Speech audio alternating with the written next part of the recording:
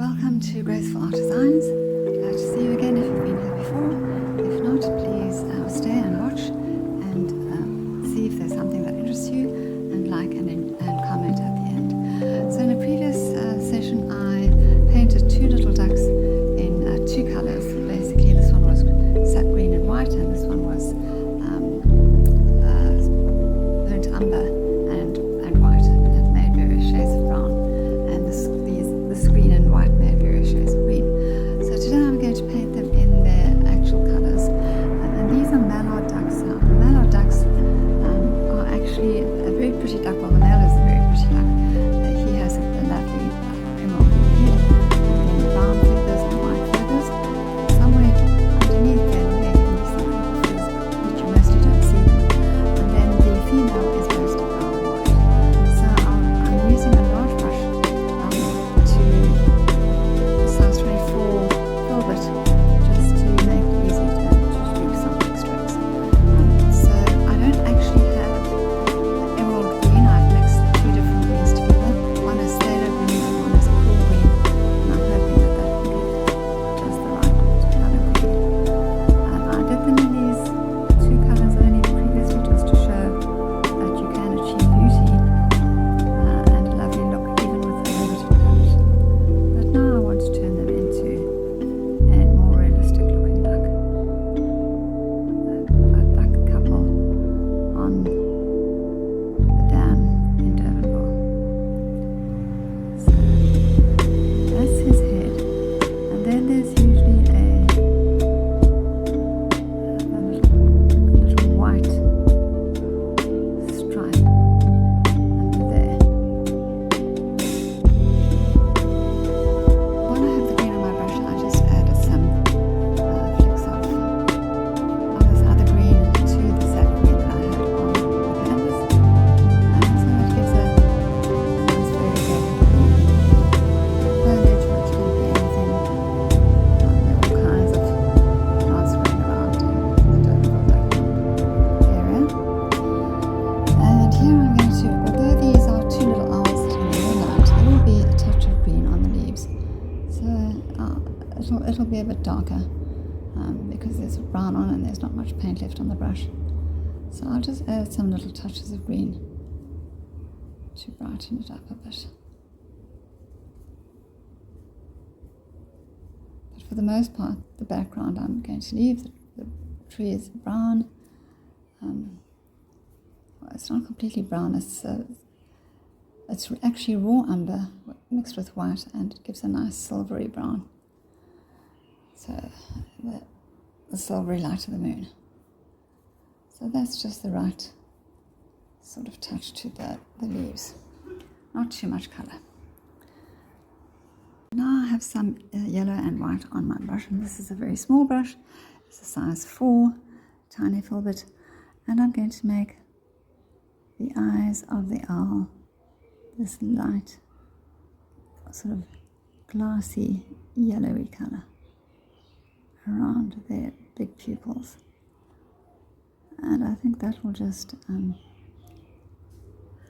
give them that lovely big-eyed look that owls have. It really makes a big difference.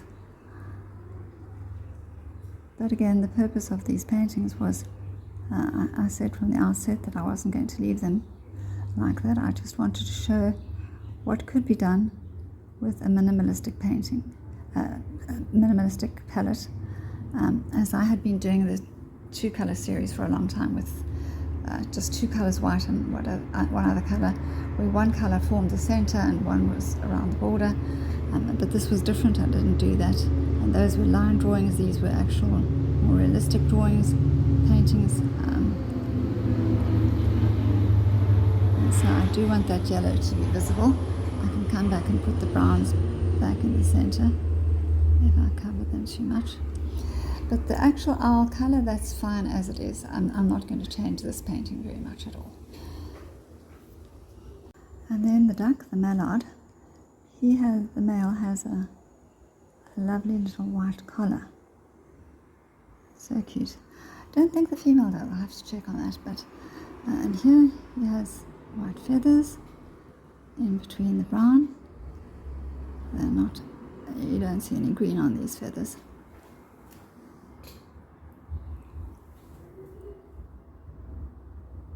The green is just confined to his head, and it's amazing because it's really such a beautiful green. And it's so not fair that he got it and the female didn't get any green. So I'll just make that white a little bit clearer, and then I'll make his beak a little white, although I think it's probably yellow. But if it is, I'll be able to go over that white with some yellow. Well, it seems the beaks are actually, they need to be a lot longer and a lot flatter. And the female seems to have a lot of brown in it. So I have some brown on my brush. I'll just put it on there. So I'm not just coming off. And sienna. And the male seems to be more of a yellowish color. But right now I'm just improving the shape of it. And then, yeah, I need more brown to make these feathers brown. No, it's not going to come off. So I'm going to add the white into the female first, because her feathers are white and brown, and the brown might not come out so well over the screen. So just a nice feathery look with a small brush. And the feet are a kind of a, well, they're kind of an orangey, dull orangey colour.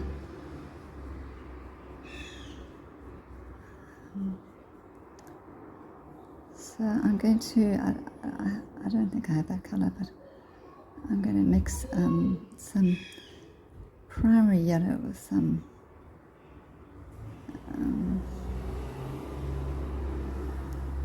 Code Red Medium, which I just happen to have on my palette. And that together should make a nice yellow for the web feet. So even here where I'm going to put the green, the brown, I think I should just add a little bit of the white.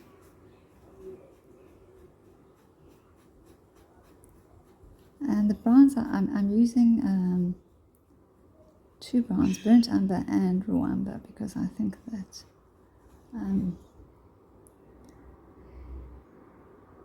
they each will contribute some different shades to the feathers, and I think that's what you see when you look at these ducks. You don't see one shade.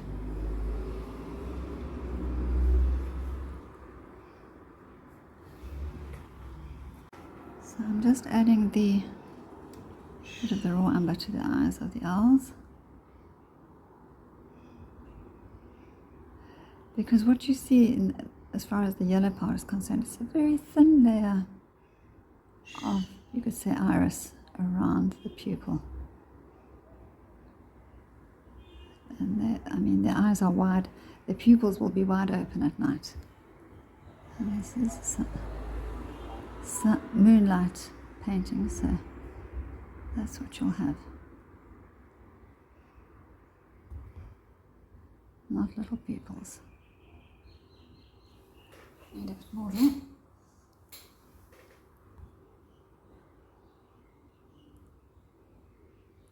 And sometimes it's these little details that can really make a painting.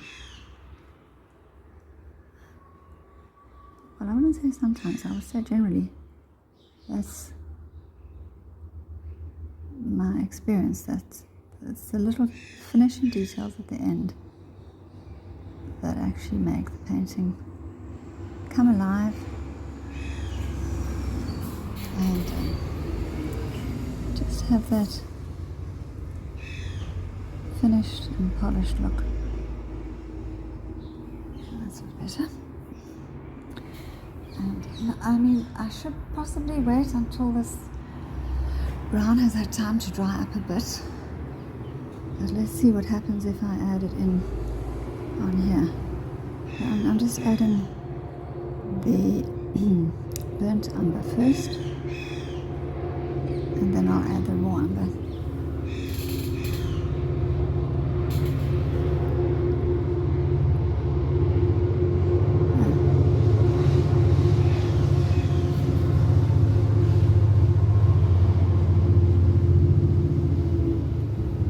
It's blending a bit too much. I think the raw umber gives a better color. It's darker.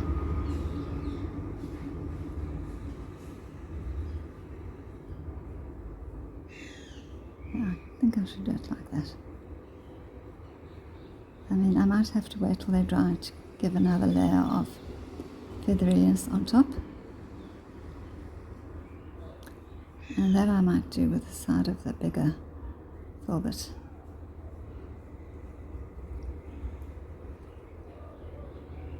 Small brushes are not always the best.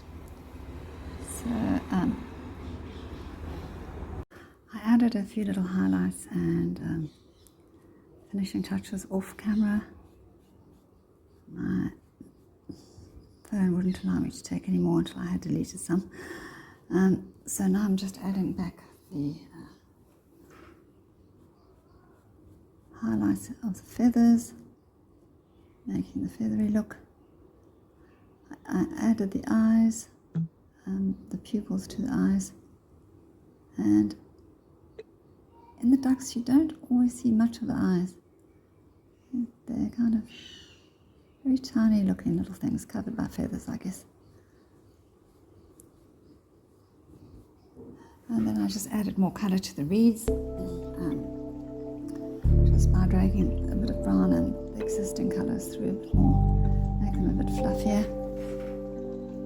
These are all things that are just, you know, as you see, as you want your painting to look. There's no right or wrong, or this is the only way to do it, or this is the best way to do it. I don't believe any of those kind of artists. There's art for everyone, and there's art styles for everyone, and there's different looks people like. Or don't all like the same look. Don't all like weird abstract looks. Some like realistic and abstract like this, where the subject matter is realistic but painted in a somewhat abstract way. So I added a bit of brown to the limestone rocks, because although they were maybe once white, they are now covered with all kinds of things, and just generally making the background a bit softer, not so harsh. And that's the end of my paintings. I think they look a lot sweeter now. I could add a little touch of white there and a little touch of white in the beak, but that's about it. So thank you for watching, and I look forward to seeing you in my next video. Please like and comment, let me know what you think in the comments, and tell me what you would do differently, what you liked, what you didn't like, whether it was helpful to you, what you would like me to see painting in the future, because I paint long ahead of my publishing date, and I have my ideas of what I'm going to paint next, but I can always change that, and I can always delay an unpublished video to a different time if I see that there's a demand for something else. So bye for now, and see you in my next video.